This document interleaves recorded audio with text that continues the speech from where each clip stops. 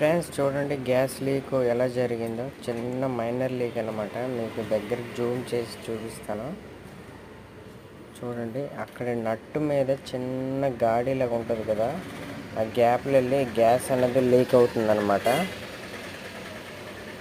చిన్న minor leak, ఇందులో వెళ్ళి గ్యాస్ అనేది లీక్ అయింది. ఇది R32 గ్యాస్ అనమాట, బ్లూ స్టార్ కంపెనీ మోడల్.